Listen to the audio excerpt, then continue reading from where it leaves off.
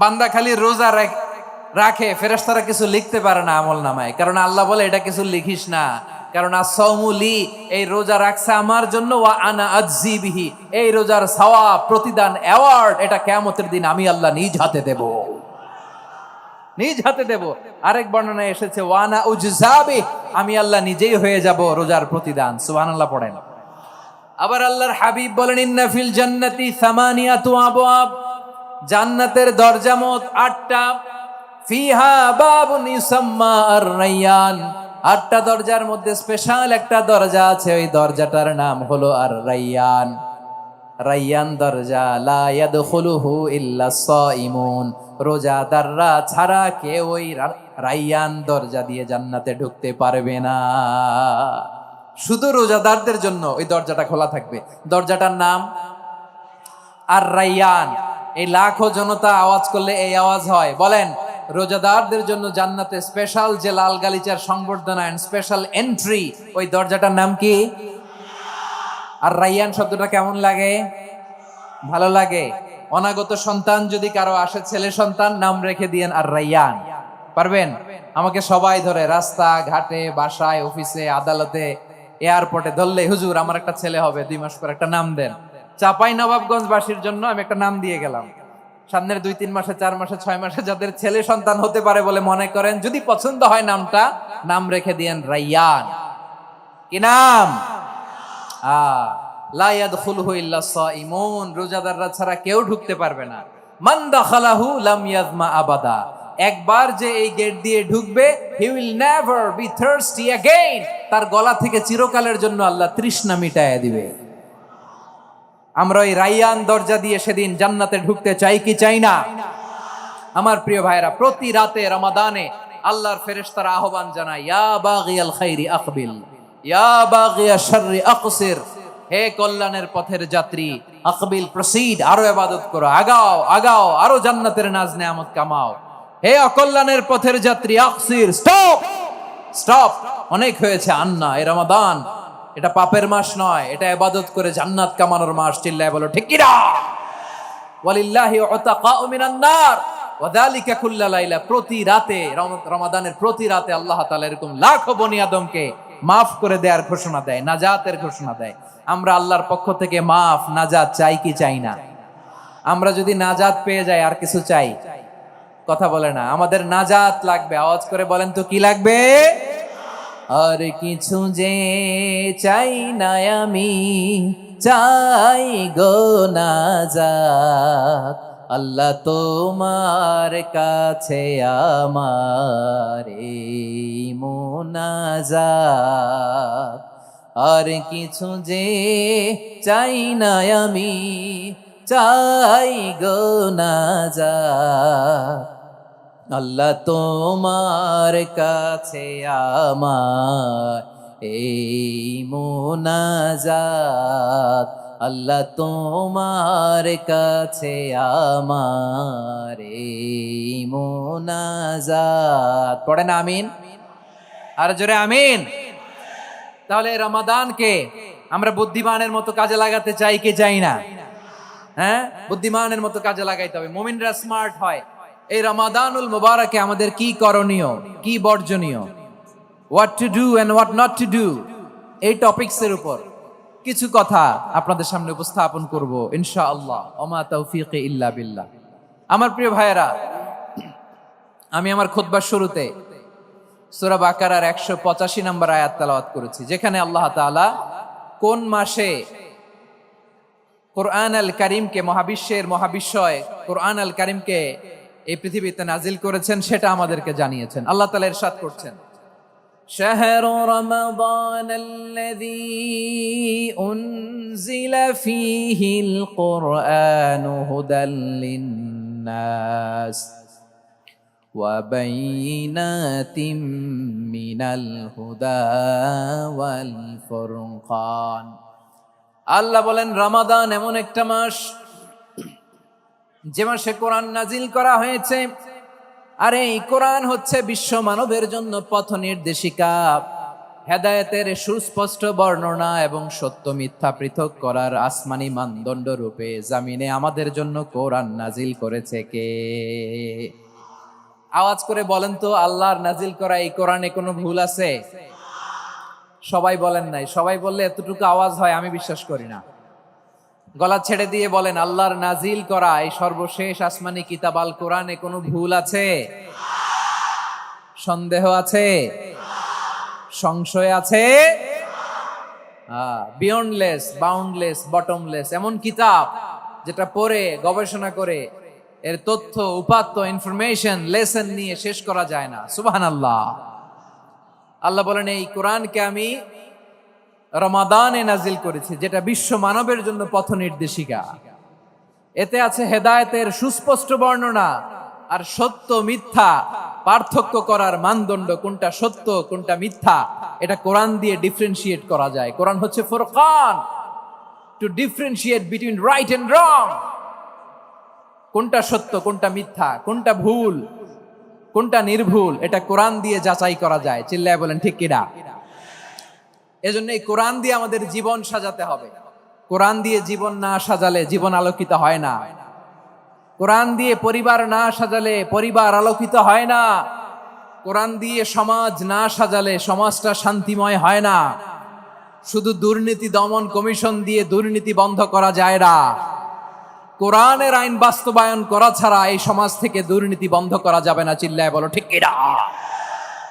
আমার প্রিয় ভাইরা, এই কোরআন নাজিল হয়েছে রমাদান আল মুবারক, এই বরকতময় মাসে। তাই আমাদের উচিত এই মাসে আসন্ন যে রমাদান আল মুবারক, এই রমাদানে কোরআনের সাথে নিজেদের সম্পর্ককে বাড়ানো।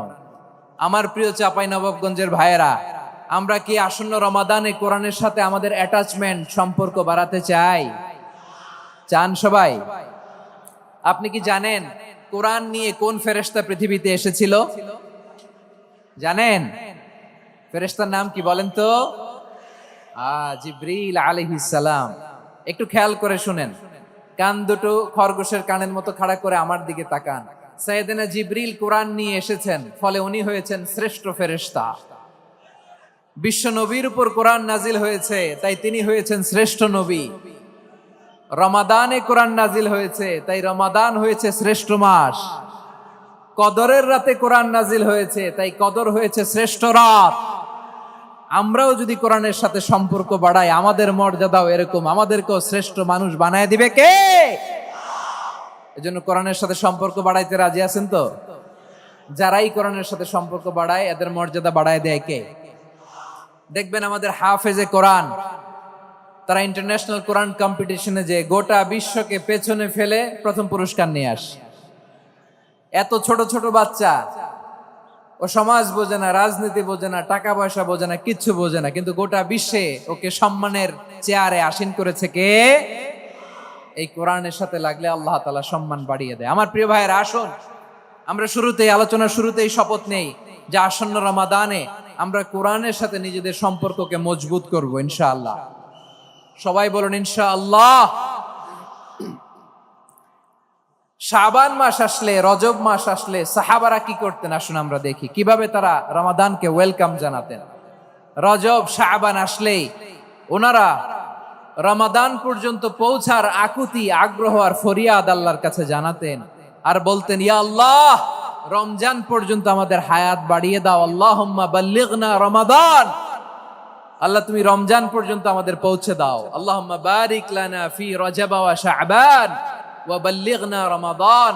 আল্লাহ রজব শাবানে বরকত দাও, আল্লাহ রমজান পর্যন্ত তুমি আমাদেরকে পৌঁছে দাও। আওয়াজ করে পড়েন আমিন। আমার প্রিয় চাঁপাইনবাবগঞ্জের ভাইরা, গত বছর অনেকের সাথে আমরা একসাথে রমাদান কাটিয়েছি, তাদের অনেকে দুনিয়াতে এখন বেঁচে নাই, এরকম আছে না নাই? এই যে আরো 7 দিন বাকি রমাদান আসতে, এই 7 দিন পর্যন্ত আমরা রমাদান পাবো, কোনো গ্যারান্টি আছে? আচ্ছা, এই বছর যদি খুশনসিব হয় আমাদের, আমরা যদি পাই, আগামী বছরও যে রমাদান আমরা পাবো, কোনো গ্যারান্টি আছে? তাহলে আসুন আমরা ভেবে নেই, হতে পারে this Ramadan could be the last and final Ramadan in our life. হতে পারে এই রমাদানই হতে পারে আমার জীবনের শেষ রমাদান। ঠিক কিনা বলেন? তাই আসুন আমরা আল্লাহর কাছে দোয়া করি, আল্লাহুম্মা বাল্লিগনা রমাদান, আল্লাহ তুমি রমাদান পর্যন্ত আমাদেরকে পৌঁছে দাও। আওয়াজ করে পড়েন আমিন। ইবনু রাজাব আল হাম্বালি লাতাইফুল মাআরিফের মধ্যে লিখেছেন, সাহাবারা ওনারা রমাদান কেন্দ্রিক, আমাদের সালাফ সালফে সালিহিনরা রমাদান কেন্দ্রিক জীবন কাটাতেন। ওনারা রমজান আসার 6 মাস আগে আল্লাহর কাছে দোয়া করতেন, আল্লাহ রমজান পর্যন্ত পৌঁছে দাও। রমজান চলে যাওয়ার পরে বাকি 6 মাস আল্লাহর কাছে দোয়া করতেন, আল্লাহ এই রমাদানে যে ইবাদত করেছি ইবাদত গুলো তুমি কবুল করে নাও। সুবহানাল্লাহ। তাহলে পুরো বছর রমাদান কেন্দ্রিক জীবন। রমজান আসার আগে 6 মাস দোয়া করতো, আল্লাহ আমরা যেন রমজান পাই। রমজান চলে যাওয়ার পরে বাকি 6 মাস বলতো, আল্লাহ রমজানে যে ইবাদত করেছি এগুলো তুমি কবুল করে নাও। সুবহানাল্লাহ। আবার এই শাবান মাসে আল্লাহর হাবিব সাল্লাল্লাহু আলাইহি ওয়াসাল্লাম সবচেয়ে বেশি রোজা রাখতেন। কানা ইয়াসুমু শাবানা কুল্লাহ, বেশি রোজা রাখতেন শাবান মাসে। ওয়া কানা ইয়াসুমু শাবানা ইল্লা কলিলা, শাবানের অল্প কয়েকদিন ছাড়া পুরো শাবানটাই বিশ্বনবী রোজা রাখতেন। সুবহানাল্লাহ পড়েন। এই শাবানে আপনারা রোজা রাখছেন তো? রাখছেন? আল্লাহ তুমি কবুল করো, আমরা সবাই পড়ি আমিন। এই শাবান শেষে আমাদের মধ্যে আগমন করবে রমাদান, এবং এই রমাদানুল মুবারক আল্লাহ তাআলা আমাদের জন্য সিয়াম ফরজ করেছেন। কি ফরজ করেছেন? তিনি সূরাতুল বাকারার 183 নম্বর আয়াতে ইরশাদ করছেন, রাব্বুল আলামিন বলেন, ইয়া আইয়ুহাল্লাযীনা আমানু কুতিবা আলাইকুমুস সিয়ামু কামা কুতিবা আলাল্লাযীনা মিন ক্বাবলিকুম লাআল্লাকুম তাত্তাকুন। আল্লাহ বলেন, ও বিশ্বাসীরা শোনো শোনো, তোমাদের জন্য সিয়ামকে ফরজ করা হয়েছে, ঠিক যেমন ভাবে তোমাদের পূর্ববর্তী উম্মতদের উপরও সিয়ামকে ফরজ করা হয়েছিল, লাআল্লাকুম তাত্তাকুন, যাতে করে তোমরা সবাই মুত্তাকি হতে পারো। সুবহানাল্লাহ বলেন, যাতে করে তোমরা আল্লাহ সচেতন হতে পারো। তাহলে সিয়ামকে, এই সামনে যে রমাদান আসতেছে আমার প্রিয় ভাইয়েরা, এই পুরো রমাদান ব্যাপী সিয়াম সাধন করা, সিয়াম পালন করাকে আমাদের জন্য ফরজ করে দিয়েছে কে? রমাদানের রোজা রাখার নফল নাকি? রমাদানে সিয়াম পালন করা কি নফল? সুন্নাত। তাহলে কি ফরজ? আওয়াজ করে বলেন, রমাদানের রোজা রাখা কি ফরজ? এটা শুধু আমাদের উপরই ফরজ না, আমাদের আগে যত জাতিগোষ্ঠী এই পৃথিবীতে এসছে সবার উপরে সিয়াম পালনকে ফরজ করেছে কে? সবার উপরে আল্লাহ তাআলা সিয়াম পালনকে ফরজ করেছিলেন। তবে ধরনটা ভিন্ন ছিল, এক এক জাতিগোষ্ঠীর জন্য এক এক ধরনের ছিল। আমাদের জন্য সিয়াম ফরজ টানা 1 মাস 30 দিন বা 29 দিন। কোন কোন উম্মতের উপর 30 দিন না, মাত্র 3টা রোজা ফরজ ছিল। কয়টা? আওয়াজ করে বলেন। আপনাদের কি মনোযোগ আছে না গেছে? মনোযোগ আছে? তাকবীর পড়েন তো, লিল্লাহে তাকবীর। আমাদের 1 মাস সিয়াম ফরজ। পূর্ববর্তী অনেক উম্মতের উপর 1 মাস ছিল না, 3টা ফরজ ছিল। কয়টা? প্রতি মাসের 13, 14, 15 ফরজ ছিল তাদের জন্য। কারো জন্য শুধু একটা, আশুরার রোজা। কোন কোন উম্মতের জন্য 10টা। কোন কোন উম্মতের জন্য রোজা ফরজ ছিল মৌনতার রোজা, আরবিতে বলে সৌমুল ইনসাত, মানে সারাদিন খেতে পারবে, পান করতে পারবে, স্ত্রীর সাথে মেলামেশা করতে পারবে, কিন্তু কথা বলতে পারবে না। কথা বললেই তাদের রোজা ভেঙে যেত। পড়েন সুবহানাল্লাহ। কি অদ্ভুত ব্যাপার! মৌন সম্মতির রোজা। যেমনটি সাইয়্যিদাতুনা মারিয়াম আলাইহাস সালাম বলেছেন, ইন্নী নাযারতু লির-রাহমানি সাওমা ফালান উকাল্লিমাল ইয়াওমা ইনসিয়া। তিনি বলেছেন, আজকে আমি রহমানের জন্য, মানে আল্লাহর জন্য রোজা মানত করেছি, আজকে আমি কারোর সাথে কথা বলতে পারবো না। তো রোজা রাখলে কথা বলতে পারবে না কেন? কারণ ওই শরীয়তে রোজার বিধান ছিল সকাল থেকে সন্ধ্যা খেতে পারবেন, পান করতে পারবেন, কিন্তু কথা বলতে পারবেন না। কথা বললেই রোজা ভেঙে যেত। সুবহানাল্লাহ বলেন। তাহলে সব জাতিগোষ্ঠীর উপরে রোজা ফরজ ছিল, কিন্তু ধরনটা ভিন্ন ছিল। মজার ব্যাপার হচ্ছে, আপনি বর্তমানেও বিভিন্ন ধর্মের দিকে তাকান, বৌদ্ধ ধর্ম, হিন্দু ধর্ম, খ্রিস্ট ধর্ম, তাদের মধ্যেও রোজা আছে। ইংরেজরা, খ্রিস্টানরা এটাকে বলে ফাস্টিং। কি বলে? ফাস্টিং। আমাদের হিন্দু ভাইয়েরা বলে উপবাস। তারা কি বলে? উপবাস। আবার এখন আন্দোলনেরও একটা মাধ্যম হয়েছে এটা, না খেয়ে থাকা। এটারে বলে অনশন। এটারে কি বলে? অনশন ধর্মঘট। মানে আমাদের দাবি না মানলে আমরা খাবো না, রোজা রাখলাম। আছে না নাই? তারপরে আধুনিক বিজ্ঞান এটার একটা নাম দিয়েছে না খেয়ে থাকাকে, অটোফিজি। কি বলে? অটোফিজি। জাপানের এক চিকিৎসা বিজ্ঞানী এই অটোফিজির উপর গবেষণা করে সে নোবেল পেয়েছে। সুবহানাল্লাহ পড়বেন না? এজন্য আল্লাহ তাআলা আমাদের জন্য গোটা রমাদানে এই সিয়ামকে ফরজ করে দিয়েছেন। আওয়াজ করে বলেন আল্লাহু আকবার। রাব্বুল আলামিন বলেন, ইয়া আইয়ুহাল্লাযীনা আমানু কুতিবা আলাইকুমুস সিয়াম, সিয়ামকে তোমাদের উপরে ফরজ করা হয়েছে, কামা কুতিবা আলাল্লাযীনা মিন ক্বাবলিকুম, যেমনি তোমাদের পূর্ববর্তীদের উপর রোজা ফরজ করা হয়েছিল, লাআল্লাকুম তাত্তাকুন, যাতে করে তোমরা আল্লাহ সচেতন হতে পারো, যাতে করে তোমরা মুত্তাকি হতে পারো। লাআল্লাকুম তাত্তাকুন, যাতে করে আমরা আল্লাহ সচেতন হতে পারি, আল্লাহ কনসিয়াসনেস আমাদের মধ্যে গ্রো করে। এটা হচ্ছে রোজার prime objective, the prime objective of সিয়াম। অনেকে জিজ্ঞেস করলে অনেকে বলে রোজার মূল উদ্দেশ্য হচ্ছে না খেয়ে থাকা। না। অনেকে বলে গরিবদের কষ্ট অনুধাবন করা রোজার উদ্দেশ্য। না।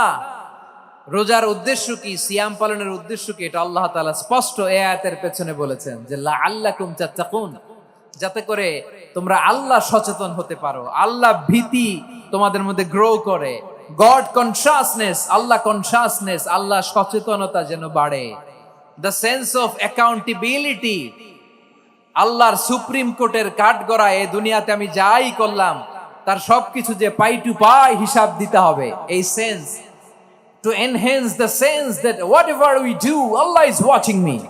আপনি যাই করেন কেউ দেখে না, কিন্তু দেখে কে? শুরুতেই তো জিজ্ঞেস করেছিলাম যে কেউ যেটা দেখে না সেটা দেখেন কে? কেউ যেটা শোনে না সেটা শোনেন কে? এর নাম হচ্ছে লাআল্লাকুম তাত্তাকুন, যাতে করে তোমরা আল্লাহ সচেতন হতে পারো, আল্লাহ ভীরু হতে পারো। দুনিয়ার কেউ দেখে না, কিন্তু আল্লাহ দেখে। এটাই রোজার মূল শিক্ষা। আমার প্রিয় ভাইরা, আপনি লুকিয়ে লুকিয়ে ঘরের ভেতরে অন্যায় করেছেন, পাপ করেছেন, আপনার বাবা দেখে নাই, মা দেখে নাই, স্ত্রী দেখে নাই, কিন্তু দেখেছে কে? আল্লাহর চোখ ফাঁকি দেয়া যায়? আচ্ছা, বুঝে থাকলে বলেন তো, সিসি ক্যামেরার চোখ ফাঁকি দেয়া যায় কি যায় না? পুলিশের চোখ, র্যাবের চোখ, বিমানবন্দরে কাস্টমস অফিসারের চোখ, কিন্তু আমার আল্লাহর চোখ? সবাই বলেন, আল্লাহর চোখ ফাঁকি দেয়া যায়? এই সেন্সটা নিয়ে আসা নিজের মধ্যে, আমি what ever I do Allah is watching me, যাই করি আল্লাহ দেখে। লাআল্লাকুম তাত্তাকুন। রমাদানের রোজা, ইফতারি, সিয়াম, ইবাদত সব কিছুর মধ্য দিয়ে আপনাকে খেয়াল করতে হবে যে লাআল্লাকুম তাত্তাকুন এই স্ট্যান্ডার্ড এটা অ্যাচিভ হচ্ছে কিনা আমাদের, যাতে করে তোমরা মুত্তাকি হতে পারো, আল্লাহ ভীরু হতে পারো। তাকওয়া, এটা হচ্ছে the essence of Islam. What is তাকওয়া? তাকওয়া মানে কি? তাকওয়ার সংজ্ঞা অনেকে অনেক ভাবে দিয়েছেন। আমি সরাসরি সাহাবাদের কাছ থেকে একটা সংজ্ঞা আপনাদের শোনাচ্ছি। ওমরে ফারুক রাদিয়াল্লাহু তাআলা আনহু উবাই ইবনে কাব রাদিয়াল্লাহু তাআলা আনহুকে জিজ্ঞেস করেছিলেন, ইয়া উবাই মা হুয়া তাকওয়া, হে উবাই তাকওয়া কি?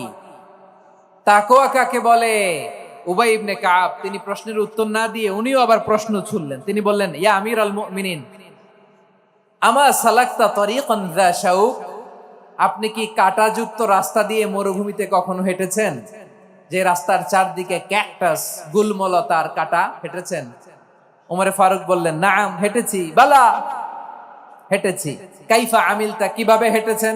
ওমরে ফারুক বললেন, শাম্মারতু ওয়াজতাহাতু, আমি আমার জামা, জুব্বা আর চাদর আটোসাটো করে গায়ের সাথে এমন ভাবে মিলিয়ে রেখেছি, এমন সাবধানে হেঁটেছি যাতে করে মরুভূমির ক্যাকটাসের গুলমলতার কাঁটা আমার গায়ে বিঁধে না যায়। উবাই ইবনে কাব বললেন, ফাযালিকা হুয়া তাকওয়া, আরে তাহলে আপনি তো ঠিকই জানেন তাকওয়া মানে কি, এটাই তো তাকওয়া। ওই রাস্তা দিয়ে যেভাবে হেঁটেছেন পুরো দুনিয়ার জিন্দেগিটা এইভাবে সাবধানে চলার নামই হচ্ছে তাকওয়া। চিল্লায় বলো ঠিক কিনা? এই দুনিয়াতে পাপ পঙ্কিলতা থাকবে, শয়তানির হাতছানি থাকবে, অপরাধ প্রবণতা থাকবে, নফসের খায়েশ থাকবে, অন্যায়ের হাতছানি থাকবে।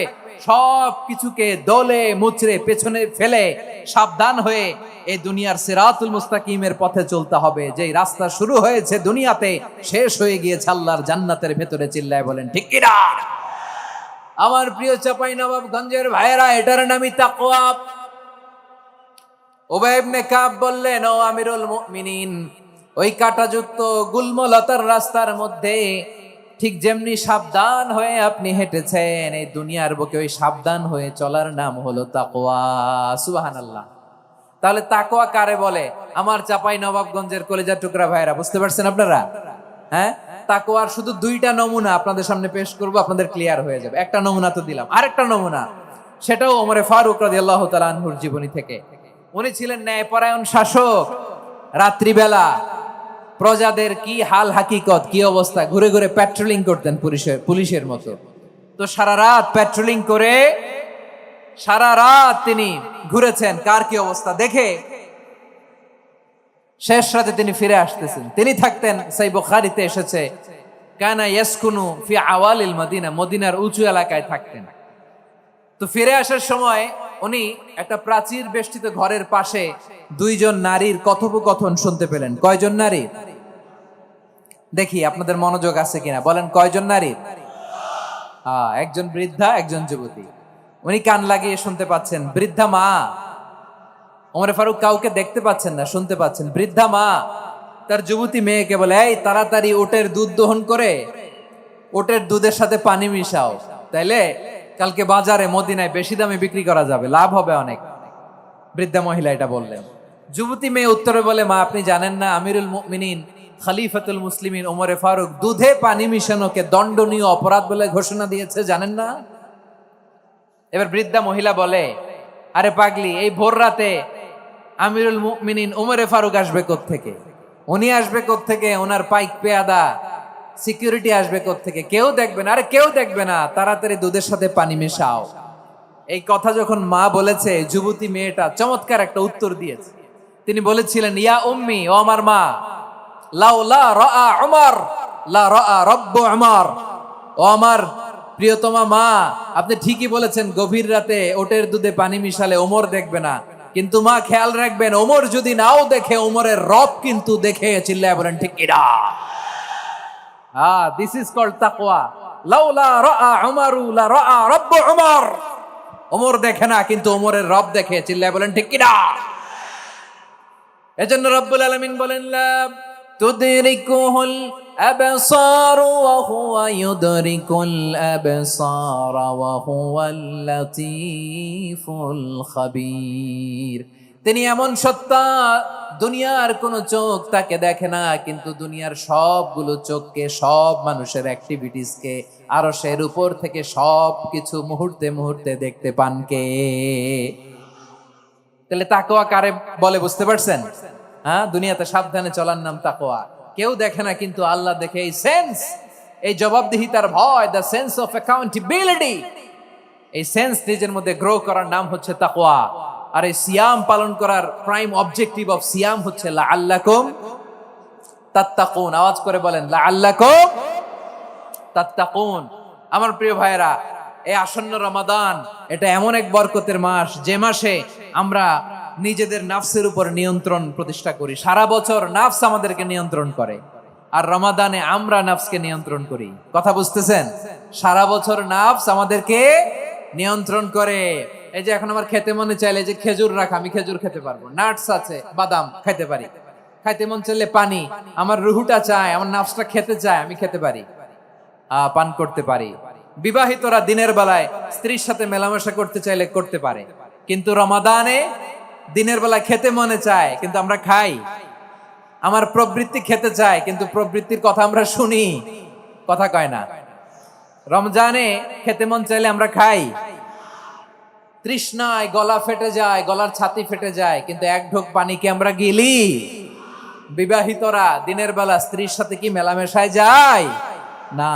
তার মানে সারা বছর নফস আমাদেরকে নিয়ন্ত্রণ করে, আর রমাদানে নফসের উপর আমরা নিয়ন্ত্রণ প্রতিষ্ঠা করি। নফসের লাগাম আমরা রমাদানে টেনে ধরে। চিল্লায় বলেন ঠিক কি না? এজন্য আমার প্রিয় ভাইয়েরা, নফসের উপর নিয়ন্ত্রণ নিতে চাইলে রমাদানের রোজার কোনো বিকল্প নাই। এটা এমন মাস যে মাসের ফজিলতেরও কোনো শেষ নাই। এই মাসকে বলা হয় দ্য মান্থ অফ হোপ। এটা আশা জাগানিয়া মাস। রমজানের কথা শুনলে আশা জাগে না হৃদয়ে? ইদা জাআ রমাদান ফুতিহাত আবওয়াবুস সামা ওয়া গুল্লিকাত আবওয়াবু জাহান্নাম ওয়া সুফিদাতিশ শায়াতিন। রমাদান আসলে আকাশের দরজাগুলো খুলে দেয়া হয়, মানে জান্নাতের জাহান্নামের দরজাগুলোকে লক করে দেয়া হয়, শয়তানকে চেইন আপ করা হয়, ইবাদত করলে শুধু করতেই মনে চায়। চিল্লায় বলেন না সুবহানাল্লাহ। রমজানে ইবাদতে যেই মজা পাওয়া যায়, সারা বছর অন্য কোনো মাসে এই মজা আপনি পান? আমার চাঁপাইনবাবগঞ্জের ভাইরা আওয়াজ করে বলেন না, রমজানে ইবাদতে যেই মজা অন্য মাসে এটা পান? কারণ রমজানে ইবাদত করলে সওয়াবও বেশি, ইবাদতের একটা পরিবেশ থাকে, ঠিক কিনা বলেন? অন্য মাসে ইবাদত করলে এর সওয়াব পাওয়া যায় গাণিতিক হারে, রমজানে ইবাদত করলে সওয়াব বাড়তে থাকে জ্যামিতিক হারে। সুবহানাল্লাহ কইবেন না? অন্য মাসে সওয়াব বাড়ে গাণিতিক হারে, রমাদানে ইবাদত করলে সওয়াব বাড়ে কিভাবে জ্যামিতিক হারে বাড়ে দেখেন। রমাদানে একটা নফল করলে ফরজের সমান সওয়াব, একটা ফরজ করলে 70 থেকে 700 গুণ সওয়াব, রমজানে উমরা করলে হজের সমান সওয়াব। দ্য মান্থ অফ হোপ, আশা জাগানিয়া মাস। এই মাস আমাদেরকে হোপফুল করে, আশাবাদী করে। রমাদান যেমনি দ্য মান্থ অফ হোপ, আশা জাগানিয়া মাস, এট দ্য সেম টাইম এই রমাদান হচ্ছে মান্থ অফ ওয়ার্নিং, একটা ওয়ার্নিং এর মাস। নবী যেমনি আশা জাগাইছে আবার ওয়ার্নিং দিয়েও গেছে, খবরদার। ওয়ার্নিংটা কেমন? আল্লাহর হাবিব সাল্লাল্লাহু আলাইহি ওয়াসাল্লাম মসজিদে নববীর ভেতরে হঠাৎ তিনি মসজিদে নববীর মিম্বারে পা রেখে বললেন আমিন। দ্বিতীয় ধাপে পা রেখে বললেন আমিন, তৃতীয় ধাপে পা রেখে বললেন আমিন। সাহাবারা অবাক হয়ে বললেন ইয়া রাসূলুল্লাহ, ইয়া হাবিবাল্লাহ, 3 বার শুধু আমিন আমিন পড়লেন, কেন পড়লেন আমরা কিছু জানি না, আমাদেরকে জানিয়ে দেন কেন আপনি 3 বার আমিন বললেন। রাহমাতাল লিল আলামিন আল্লাহর হাবিব বললেন, ও আমার প্রাণের সাহাবীরা, আমি যখন মসজিদে নববীর মিম্বারের প্রথম ধাপে পা রেখেছি, সাইয়েদনা জিবরিল এসে আমাকে বলেছে, ও নবী, আপনার নাম শুনে যে ব্যক্তি আপনার উপর দুরূদ পড়ে না তার ধ্বংস আপনি বলেন আমি বলেছি আমিন। দ্বিতীয় ধাপে পা রাখার পর সাইয়েদনা জিবরিল বললেন, ইয়া রাসূলুল্লাহ, মাতা পিতাকে বার্ধক্য অবস্থায় পেয়ে তাদের সেবা করে, তাদের সাথে সদাচরণ করে যে সন্তান জান্নাত কামাতে পারলো না তার জন্য ধ্বংস আপনি বলেন আমিন। আমি বলেছি আমিন। আবার মিম্বারের তৃতীয় ধাপে ঠিক যখনই আমি পা রাখলাম, সাইয়েদনা জিবরাইল বললেন, নবী, রমজান মাস পাওয়ার পরে এই মাসে ইবাদত করে যে ব্যক্তি নিজের গুনাহ মাফ করাতে পারলো না তার জন্য ধ্বংস আপনি আওয়াজ করে পড়েন আমিন। কত বড় ধমক, কত বড় ওয়ার্নিং দেখছেন। যে রমাদান পেয়েছে কিন্তু রমাদানের ইবাদত করার মধ্য দিয়ে সে নিজেকে জাহান্নাম থেকে মুক্ত বানাতে পারলো না, তার উপর আল্লাহ লানত, তার জন্য ধ্বংস। সাইয়েদনা জিবরাইল বলেছেন আমিন, স্বয়ং বিশ্বনবীও বলেছেন আমিন। আওয়াজ করে পড়েন নাউযুবিল্লাহ। তাহলে রমজান আসবে আর আমরা নিজেদেরকে জাহান্নামীদের লিস্ট থেকে নাম কাটিয়ে জান্নাতীদের লিস্টে উঠাতে পারবো না। এর চেয়ে বড় হতভাগা কি আর কেউ থাকতে পারে? আওয়াজ করে বলেন। তাহলে রমাদানের এই রহমত, বরকত, মাগফিরাত, ফজিলত আমাদের কামাই করার দরকার আছে না নাই? আর মাত্র 7 দিন বাকি। আর মাত্র কয় দিন? এগুলো নিয়ে আমাদের কোনো আগ্রহ নাই। তোমাকেই খুঁজছে বাংলাদেশ, ক্লোজ আপ 1, আর মাত্র 7 দিন বাকি। টেলিভিশনে বিজ্ঞাপন আছে না নাই? রেফেল ড্র হবে লটারির, আর মাত্র 5 দিন, আছে না নাই? কিন্তু এমন এক বরকতময় মাস আসতেছে, আর মাত্র 7 দিন বাকি। আমাদের কোনো সেন্সই নাই, আমাদের মধ্যে কোনো অনুভূতি কাজ করে না। হায় রে দুর্ভাগা মুসলমান। আমার প্রিয় ভাইয়েরা, আপনি পৃথিবীতে যত ইবাদত করেন সব ইবাদতের সওয়াব নির্ধারিত। এটা পাবেন বা ওইটা পাবেন, এই সওয়াব জান্নাতে, এই বাড়ি ওই বাড়ি। শুধু সিয়ামের সওয়াবটা অনির্ধারিত। কুল্লু আমালি ইবনে আদম ইউদাআফ আল হাসানাতু আশরু আমসালিহা ইলা 700 দি'ফিন ইল্লা সাওম। সব নেক আমলের সওয়াব বাড়তে বাড়তে 700 গুণ, কিন্তু রোজা ছাড়া। রোজার সওয়াব কি হবে?